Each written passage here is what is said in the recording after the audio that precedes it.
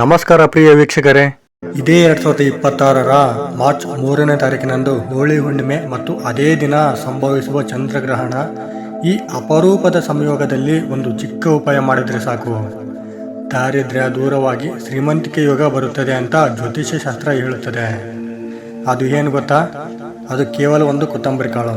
ಹೌದು ಸ್ನೇಹಿತರೆ, ಈ ಕೊತ್ತಂಬರಿ ಕಾಳಿನ ಉಪಾಯವನ್ನು ಮಾಡಿದ್ರೆ ನಿಮ್ಮ ಎಲ್ಲ ಕಷ್ಟಗಳು ನಿವಾರಣೆಯಾಗಿ ಶ್ರೀಮಂತಿಕೆ ಯೋಗ ಪ್ರಾಪ್ತಿಯಾಗುತ್ತದೆ.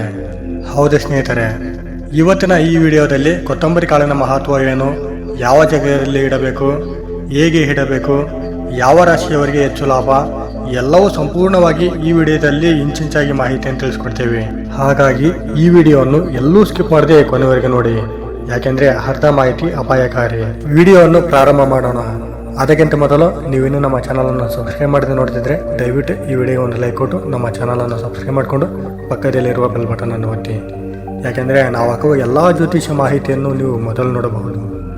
ಹಾಗೆಯೇ ಸ್ನೇಹಿತರೆ, ಈ ಹೋಳಿ ಹುಣ್ಣಿಮೆ ಮತ್ತು ಚಂದ್ರಗ್ರಹಣದ ದಿನದಂದು ಈ ಚಿಕ್ಕ ಉಪಾಯ ಮಾಡಿದರೆ ಲಕ್ಷ್ಮಿಯ ಸಂಪೂರ್ಣವಾದ ಕೃಪಾ ಕಟಾಕ್ಷ ಬೀಳುತ್ತದೆ. ಇದರಿಂದ ನಿಮ್ಮ ಎಲ್ಲ ಸಮಸ್ಯೆಗಳು ದೂರವಾಗಿ, ದಟ್ಟ ದಾರಿದ್ರ್ಯ ಕೂಡ ದೂರವಾಗಿ ನಿಮಗೆ ಶ್ರೀಮಂತಿಕೆ ಭಾಗ್ಯ ಬರುವುದು ಖಚಿತ. ಹಾಗಾಗಿ ಸಂಪತ್ತಿನ ಅಧಿದೇವತೆಯಾದ ಮಹಾಲಕ್ಷ್ಮಿಯ ಆಶೀರ್ವಾದ ನಿಮ್ಮ ಮತ್ತು ನಿಮ್ಮ ಕುಟುಂಬದವರ ಮೇಲೆ ಸದಾ ಇರಬೇಕಂತ ಬಯಸಿದವರು ಓಂ ಶ್ರೀ ಲಕ್ಷ್ಮೀ ದೇವಿಯೇ ನಮಃ ಅಂತ ಕಮೆಂಟ್ ಮಾಡದೆ ಮರಿಬೇಡಿ. ಹೋಳಿ ಹುಣ್ಣಿಮೆ ಮತ್ತು ಚಂದ್ರಗ್ರಹಣ 2026ರ ಮಾರ್ಚ್ 3ನೇ ತಾರೀಕಿನಂದು ಮಂಗಳವಾರದ ದಿನ ಶ್ರೀ ವಿಶ್ವ ವಸುನಾಮ ಸಂವತ್ಸರ ಪಾಲ್ಗುಣ ಮಾಸ ಶಿಶಿರ ಋತು ಉತ್ತರಾಯಣ ಶುಕ್ಲ ಪಕ್ಷದಲ್ಲಿ ಬಂದಿರುವುದರಿಂದ ಈ ಚಂದ್ರಗ್ರಹಣವನ್ನು ಅತ್ಯಂತ ಶಕ್ತಿಶಾಲಿ ಗ್ರಹಣವೆಂದು ಜ್ಯೋತಿಷ್ಯ ಶಾಸ್ತ್ರದ ಪ್ರಕಾರ ಪರಿಗಣಿಸಲಾಗಿದೆ. ಈ ದಿನದಂದು ಮಾಡಿದಂತ ಈ ಚಿಕ್ಕ ಕೊತ್ತಂಬರಿ ಕಾಳಿನ ಉಪಾಯ ಅಂದರೆ ಧನಿಯಾ ಬೀಜದ ಉಪಾಯ ನಿಮಗೆ ಶ್ರೀಮಂತಿಕೆ ಯೋಗವನ್ನು ತಂದುಕೊಡುವುದು. ಕೊತ್ತಂಬರಿ ಕಾಳು ಅಂದರೆ ಸದಾ ಅಡುಗೆ ಮನೆಯಲ್ಲಿರುವ ವಸ್ತು ಅಂತ ಅನ್ಕೊಳ್ಬೇಡಿ. ಜ್ಯೋತಿಷ್ಯ ಪ್ರಕಾರ ಇದು ಬುಧ ಗ್ರಹದ ಪ್ರತಿನಿಧಿ. ಬುಧ ಗ್ರಹ ಬುದ್ಧಿ, ವ್ಯಾಪಾರ, ಹಣಕಾಸು, ವಾಣಿಯಾಗಿರುತ್ತದೆ. ಬುಧ ಬಲವಾದರೆ ವ್ಯಾಪಾರದಲ್ಲಿ ಲಾಭ ಖಂಡಿತವಾಗಿ ಇರುತ್ತದೆ. ಹಣದ ಅರಿವು ಕೂಡ ಹೆಚ್ಚಾಗುತ್ತದೆ. ಪುರಾಣಗಳ ಪ್ರಕಾರ ಹುಣ್ಣಿಮೆ ದಿನ ಧ್ಯಾನ ಮತ್ತು ಬೀಜಗಳ ದಾನ ಮಾಡಿದರೆ ಲಕ್ಷ್ಮೀ ದೇವಿಯ ಕೃಪೆ ಹೆಚ್ಚಾಗುತ್ತದೆ. ಹಾಗಾಗಿ ಸ್ನೇಹಿತರೆ, ಮಾರ್ಚ್ 3ನೇ ತಾರೀಕಿನಂದು ಹೋಳಿ ಹುಣ್ಣಿಮೆ ಮತ್ತು ಚಂದ್ರಗ್ರಹಣ ಒಂದೇ ದಿನ ಬರುತ್ತಿರುವುದರಿಂದ ಈ ಅಪರೂಪದ ಸಂಯೋಗದಲ್ಲಿ ಒಂದು ಮುಷ್ಟಿ ಕೊತ್ತಂಬರಿ ಕಾಳು ಉಪಾಯ ಮಾಡಿದರೆ ಸಾಕು, ಹಣದ ಸಮಸ್ಯೆ ಕಡಿಮೆಯಾಗುತ್ತದೆ, ಸಾಲ ನಿವಾರಣೆ ಆಗುತ್ತದೆ ಮತ್ತು ಲಕ್ಷ್ಮೀ ಕೃಪೆ ಹೆಚ್ಚಾಗುತ್ತದೆ ಎಂದು ಜ್ಯೋತಿಷ್ಯ ಶಾಸ್ತ್ರ ಹೇಳುತ್ತದೆ. ಧನಿಯಾ ಬೀಜಗಳು ಸಂಪ್ರದಾಯದಲ್ಲಿ ಸಂಪತ್ತು, ಆರೋಗ್ಯ ಮತ್ತು ಶುಭಫಲದ ಸಂಕೇತಗಳು ಎಂದು ಹೇಳಲಾಗುವುದು. ಧನ ಮತ್ತು ಧಾನ್ಯ ಎಂಬ ಪದಗಳ ಸಂಬಂಧದಿಂದ ಧನ ಅಂದರೆ ಹಣ, ಆರ್ಥಿಕ ಯಶಸ್ಸು ಮತ್ತು ಧಾನ್ಯ ಎಂದರೆ ಅನ್ನ, ಸಮೃದ್ಧಿ ಎರಡೂ ಉದಾರವಾಗಿ ತಪ್ಪಿಸುತ್ತವೆ ಎಂದು ಆಚರಣೆಗಳಲ್ಲಿ ಹೇಳಲಾಗುತ್ತದೆ. ಉದಾಹರಣೆಗಾಗಿ ಧನ್ಯತೆಯನ್ನು ಅರ್ಥವಾಗಿರುವ ಧನಿಯಾ ಬೀಜವನ್ನು ದೀಪಾವಳಿಯ ಸಂಜೆ ಲಕ್ಷ್ಮೀ ದೇವಿಗೆ ಅರ್ಪಿಸುವ ಮನುಜ ಸಂಪ್ರದಾಯ ಹಲವೆಡೆ ಕಾಣುತ್ತದೆ. ಅದನ್ನ ಆರ್ಥಿಕ ಹಾಗೂ ಕುಟುಂಬ ವೃದ್ಧಿಗೆ ಶಕ್ತಿಗೆ ಬಳಸಲಾಗುತ್ತದೆ. ಕೊತ್ತಂಬರಿ ಬೀಜವು ಇದು ಚಂದ್ರ ಮತ್ತು ಶುಕ್ರ ಗ್ರಹಕ್ಕೆ ಸಂಬಂಧಿತ ಧನ, ಆಕರ್ಷಣೆ ಮತ್ತು ಮನಃಶಾಂತಿ ನೀಡುವ ಶಕ್ತಿ ಹೊಂದಿದೆ. ವ್ಯಾಪಾರ ವೃದ್ಧಿಗೆ ತುಂಬಾ ಉಪಯೋಗ ಆಗುತ್ತದೆ. ಆಯುರ್ವೇದದ ದೃಷ್ಟಿಯಿಂದ ದೇಹದ ಉಷ್ಣತೆ ಕಡಿಮೆ ಮಾಡುತ್ತದೆ, ಮನಸ್ಸಿಗೆ ಶಾಂತಿ ನೀಡುತ್ತದೆ. ಕೊತ್ತಂಬರಿ ಬೀಜವನ್ನು ಧನ ವೃದ್ಧಿ ಬೀಜ ಎಂದು ಕೆಲವು ತಂತ್ರಶಾಸ್ತ್ರದಲ್ಲಿ ಹೇಳಲಾಗಿದೆ. ಹೌದು ಸ್ನೇಹಿತರೆ, ನಿಮ್ಮ ಅಡುಗೆ ಮನೆಯಲ್ಲಿರುವ ಒಂದು ಸಾಮಾನ್ಯ ವಸ್ತು ಕೊತ್ತಂಬರಿ ಕಾಳು ನಿಮ್ಮ ಅದೃಷ್ಟ ಬದಲಾಯಿಸಬಹುದು. ಗ್ರಹಣ ಸಮಯದಲ್ಲಿ ಬುಧ ಗ್ರಹ ಶಕ್ತಿ ಜಾಗೃತವಾಗುತ್ತದೆ, ಚಂದ್ರನ ಪ್ರಭಾವ ಮನಸ್ಸಿನ ಮೇಲೆ ಬೀರುತ್ತದೆ. ಈ ಎರಡೂ ಶಕ್ತಿಗಳು ಒಂದೇ ದಿನ ಸೇರೋದು ಅಪರೂಪ. ಹಾಗಾಗಿ ಈ ಅಪರೂಪದ ದಿನದಂದು ನೀವು ಮಾಡಿದಂಥ ಈ ಕೊತ್ತಂಬರಿ ಕಾಳಿನ ಉಪಾಯ ನಿಮ್ಮ ಸಕಾರಾತ್ಮಕ ಶಕ್ತಿಗೆ ಹೆಚ್ಚು ಅನುಕೂಲಕರವಾಗಿರುತ್ತದೆ. ನಿಮ್ಮ ಅಭಿವೃದ್ಧಿಗಾಗಿ ಈ ಉಪಾಯವನ್ನು ಮಾಡಿದ್ರೆ ಎಲ್ಲಾ ಕಡೆಯಿಂದ ಆದಾಯದ ಮೂಲಗಳು ತೆರೆಯುತ್ತವೆ. ಹೋಳಿ ಹುಣ್ಣಿಮೆ ದಿನ ಚಂದ್ರ ಪೂರ್ಣ ಶಕ್ತಿಯಲ್ಲಿ ಇರುತ್ತಾನೆ. ಆ ದಿನವೇ ಚಂದ್ರಗ್ರಹಣ ಬಂದರೆ ಆ ಶಕ್ತಿ ಹೆಚ್ಚು ಪ್ರಭಾವ ಬೀರುತ್ತದೆ. ಚಂದ್ರ ಮನಸ್ಸು, ಭಾವನೆ, ಧನಭಾಗ್ಯ ಗ್ರಹಣ ಸಮಯದಲ್ಲಿ ಮಾಡಿದ ಸಕಾರಾತ್ಮಕ ಉಪಾಯಗಳು ವೇಗವಾಗಿ ಫಲ ಕೊಡುತ್ತವೆ ಅಂತ ಜ್ಯೋತಿಷ್ಯ ನಂಬಿಕೆ ಇದೆ. ಸ್ನೇಹಿತರೆ, ಈ ಗ್ರಹಣದ ದಿನದಂದು ಈ ಕೊತ್ತಂಬರಿ ಕಾಳು ಉಪಾಯ ಹೇಗೆ ಮಾಡಬೇಕಂತ ಈಗ ವಿವರವಾಗಿ ಹೇಳ್ತೀವಿ. ಮಾರ್ಚ್ 3ನೇ ತಾರೀಕಿನಂದು ರಾತ್ರಿಯ ಸಮಯದಲ್ಲಿ ಈ ಉಪಾಯವನ್ನು ಮಾಡಬೇಕು.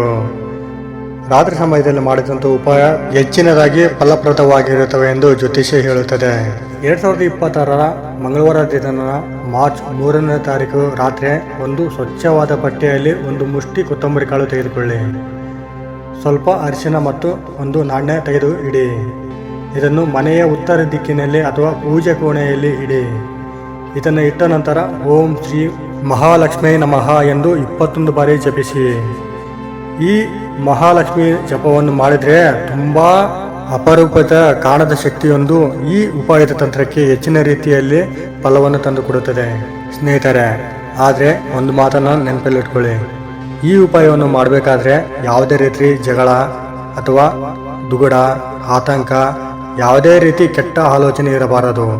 ನಿಮಗೆ ಯಾವುದು ಕಷ್ಟ ಇದೆಯೋ ಅಥವಾ ನಿಮ್ಮ ಜೀವನದಲ್ಲಿ ಯಾವ ಸಮಸ್ಯೆ ಇದೆಯೋ ಅದನ್ನು ಮನದಲ್ಲಿ ಸಂಕಲ್ಪ ಮಾಡಿಕೊಳ್ಬೇಕು. ಸಂಕಲ್ಪ ಮಾಡಿಕೊಂಡ ನಂತರ ಈ ಉಪಾಯವನ್ನು ಮಾಡಿದರೆ ತುಂಬ ಒಳ್ಳೆಯದು. ದುಗುಡ, ಆತಂಕ ಮತ್ತು ಅವಸರ ಯಾವತ್ತಿಗೂ ಮಾಡಬೇಡಿ. ಇದಾದ ನಂತರ ಮುಂದಿನ ದಿನ ಆ ಕೊತ್ತಂಬರಿ ಕಾಳನ್ನು ಹಸಿರು ಗಿಡದ ಬೇರಿಗೆ ಬಳಿ ಹಾಕಿ. ಇದರಿಂದ ಹಣದ ಅಡಚಣೆಗಳು ಕಡಿಮೆಯಾಗುತ್ತವೆ ಮತ್ತು ನಿಮ್ಮ ಎಲ್ಲ ಸಮಸ್ಯೆಗಳು ದೂರವಾಗುತ್ತವೆ ಎಂದು ನಂಬಿಕೆ ಇದೆ. ಮತ್ತು ಶ್ರೀಮಂತಿಕೆ ಯೋಗ ಹೇಗೆ ಬರುತ್ತದೆ ಅಂದರೆ, ವ್ಯಾಪಾರದಲ್ಲಿ ಹೊಸ ಅವಕಾಶಗಳು ಬರುತ್ತವೆ, ಸಾಲ ತೀರಿಸುವ ಮಾರ್ಗ ಸಿಗುತ್ತದೆ, ಮನೆಯಲ್ಲಿ ಜಗಳ ಕಡಿಮೆಯಾಗುತ್ತದೆ, ಹಣ ಉಳಿಸುವ ಶಕ್ತಿ ಹೆಚ್ಚಾಗುತ್ತದೆ. ಕೊತ್ತಂಬರಿ ಬೀಜ ಸುವಾಸನೆ ಮನಸ್ಸಿಗೆ ಶಾಂತಿ ಕೊಡುತ್ತದೆ. ಚಂದ್ರಗ್ರಹಣದ ನಕಾರಾತ್ಮಕ ಶಕ್ತಿ ಕಡಿಮೆಯಾಗುತ್ತದೆ ಎಂದು ತುಂಬ ನಂಬಿಕೆ ಇದೆ. ಇಷ್ಟೇ ಸ್ನೇಹಿತರೆ, ಇದೇನು ದುಡ್ಡು ಖರ್ಚು ಮಾಡಬೇಕಾಗಿಲ್ಲ ಮತ್ತು ಹೆಚ್ಚು ಸಮಯ ಕೂಡ ವೇಸ್ಟ್ ಆಗಲ್ಲ. ಇಷ್ಟೇ ಮಾಡಿದ್ರೆ ಸಾಕು ಸ್ನೇಹಿತರೆ, ನಿಮ್ಮ ಜೀವನದಲ್ಲಿದ್ದ ಎಲ್ಲ ಸರ್ವಕೋಟಿ ಕಷ್ಟಗಳು ನಿವಾರಣೆ ಆಗುತ್ತವೆ ಮತ್ತು ನಿಮಗೆ ಹಣದ ಅರಿವು ಹೆಚ್ಚಾಗುತ್ತದೆ. ಈ ಉಪಾಯವನ್ನು ಮಾಡಿದ್ರೆ ನಿಮ್ಮ ಮನೆಯಲ್ಲಿದ್ದ ಎಲ್ಲ ಕಷ್ಟಗಳು ನಿವಾರಣೆಯಾಗಿ ಮತ್ತು ಗಂಡ ಹೆಂಡತಿ ಸಮಸ್ಯೆ, ಮಕ್ಕಳು ಸರಿಯಾಗಿ ಮಾತು ಕೇಳದೇ ಇರೋದು ಅಥವಾ ಅತ್ತೆ ಮಾವಂದರಿಂದ ಜಾಸ್ತಿ ಕಷ್ಟವನ್ನು ಅನುಭವಿಸ್ತಿದ್ರೆ ಮತ್ತು ಮೈದುನ ನಾದ್ನಿಯರಿಂದ ಕಷ್ಟವನ್ನು ಹಿಂಸೆಯನ್ನು ಅನುಭವಿಸ್ತಿದ್ರೆ ಇವೆಲ್ಲ ಸಮಸ್ಯೆಗಳು ನಿವಾರಣೆ ಆಗುತ್ತೆ ಮತ್ತು ಅಕ್ಕಪಕ್ಕದವರ ಮನೆಯ ಕೆಟ್ಟ ದೃಷ್ಟಿ ಬಿದ್ದಿದ್ರೆ ಕೂಡ ಎಲ್ಲವೂ ಕೂಡ ದೂರವಾಗುವುದು ಖಚಿತ. ಈ ತಂತ್ರವನ್ನು ಮಾಡಿ, ಈ ಉಪಾಯದ ತಂತ್ರ ಸಿದ್ಧಿಶಾಸ್ತ್ರದ ಪ್ರಕಾರ ಅನೇಕ ಜನರು ಈ ಉಪಾಯವನ್ನು ಮಾಡಿ ತಮ್ಮ ಜೀವನವನ್ನು ತುಂಬ ಅಭಿವೃದ್ಧಿಯನ್ನು ಹೊಂದಿದ್ದಾರೆ. ಈಗಂತ ನಾನು ಹೇಳೋದಲ್ಲ ಸ್ನೇಹಿತರೆ, ಈ ಉಪಾಯದ ತಂತ್ರವನ್ನು ಮಾಡ್ತಿರಲ್ಲ, ಆವಾಗ ಅನುಭವ ಆದಮೇಲೆ ನೀವೇ ಹೇಳ್ತೀರಾ ಈ ಉಪಾಯದ ಶಕ್ತಿ ಯಾವ ರೀತಿ ಕೆಲಸ ಮಾಡುತ್ತೆ ಅಂತ. ಹಾಗಾಗಿ ಅನುಭವ ಆಗುವವರೆಗೂ ಕಾಯಬೇಕು. ಕೆಲವರು ಹೇಳ್ತಾರೆ ಈ ಉಪಾಯದ ತಂತ್ರವನ್ನು ಮಾಡಿದ್ರೆ ಎಲ್ಲವೂ ಒಂದೇ ಸಾಮಾನ್ಯ ನಿವಾರಣೆ ಆಗುತ್ತಾ ಅಂತ ಕೇಳ್ತಾರೆ. ಆದರೆ ಈ ಉಪಾಯವನ್ನು ಮಾಡಿದ್ರೆ ಹಂತ ಹಂತವಾಗಿ ನಿಮ್ಮ ಸರ್ವಕೋಟಿ ಕಷ್ಟಗಳು ನಿವಾರಣೆಯಾಗುತ್ತೆ. ಮತ್ತು ಸ್ನೇಹಿತರೆ, ಈ ಹುಣ್ಣಿಮೆ ಮತ್ತು ಚಂದ್ರಗ್ರಹಣದ ಪ್ರಭಾವದಿಂದ ಯಾವ ರಾಶಿಗಳಿಗೆ ಹೆಚ್ಚು ಲಾಭ ಸಿಗುತ್ತೆ ಅಂದರೆ, ವೃಷಭ ರಾಶಿ ಮತ್ತು ಮಿಥುನ ರಾಶಿ ಹಾಗೂ ಕನ್ಯಾ ರಾಶಿ ಹಾಗೂ ತುಲಾ ರಾಶಿ ಮತ್ತು ಮಕರ ರಾಶಿ ಹಾಗೂ ಕುಂಭ ರಾಶಿ. ಈ ರಾಶಿಯವರಿಗೆ ಬುಧ ಗ್ರಹ ಬಲವಾದರೆ ಅದೃಷ್ಟ ಹೆಚ್ಚಾಗುತ್ತದೆ. ಸ್ನೇಹಿತರೆ, ಮುಖ್ಯವಾಗಿ ಈ ಗ್ರಹಣದ ಸಮಯದಲ್ಲಿ ಯಾವ ಜಾಗೃತಿಯನ್ನು ವಹಿಸಬೇಕೆಂದರೆ, ಈ ಚಂದ್ರಗ್ರಹಣದ ಸಮಯದಲ್ಲಿ ಊಟ ಮಾಡಬೇಡಿ, ಜಗಳ ಕೂಡ ಆಡಬಾರ್ದು, ಕೆಟ್ಟ ಮಾತಂತೂ ತಪ್ಪಿಸಬೇಕು, ಶಾಂತ ಮನಸ್ಸಿನಿಂದ ಉಪಾಯ ಮಾಡಿ. ಸ್ನೇಹಿತರೆ, ಈ ಉಪಾಯ ಭಕ್ತಿಯಿಂದ ಮಾಡಿದರೆ ಫಲ ಖಂಡಿತ, ಆದರೆ ನಂಬಿಕೆ ಮತ್ತು ಸಕಾರಾತ್ಮಕ ಚಿಂತನೆ ಮುಖ್ಯ. ನೋಡಿದ್ರಲ್ಲ ಸ್ನೇಹಿತರೆ, ಈ ಮಾಹಿತಿ ನಿಮಗೆ ಇಷ್ಟವಾಗಿದೆ ಅಂತ ಅಂದ್ಕೊಂಡಿದ್ದೇವೆ. ಇಷ್ಟವಾದರೆ ದಯವಿಟ್ಟು ಈ ವಿಡಿಯೋಗೆ ಒಂದು ಲೈಕ್ ಕೊಡಿ. ಸಾಧ್ಯವಾದರೆ ಈ ವಿಡಿಯೋವನ್ನು ನಿಮ್ಮ ಫ್ರೆಂಡ್ಸ್, ಫ್ಯಾಮಿಲಿ ಹಾಗೂ ಗ್ರೂಪ್ಗಳಿಗೆ ಶೇರ್ ಮಾಡಿ. ನೀವು ಶೇರ್ ಮಾಡುವುದರಿಂದ ನಿಮ್ಮಿಂದ ಅವರಿಗೆ ಈ ಮಾಹಿತಿ ತಿಳಿಯುತ್ತದೆ. ಇನ್ನೂ ಹೆಚ್ಚಿನ ಮಾಹಿತಿಗಾಗಿ ನಮ್ಮ ಚಾನಲನ್ನು ಸಬ್ಸ್ಕ್ರೈಬ್ ಮಾಡಿಕೊಂಡು ಸಪೋರ್ಟ್ ಮಾಡಿ. ನಿಮ್ಮೆಲ್ಲರಿಗೂ ಶುಭವಾಗಲಿ. ಶ್ರೀಮಂತಿಕೆ ನಿಮ್ಮದಾಗಲಿ. ಧನ್ಯವಾದಗಳು.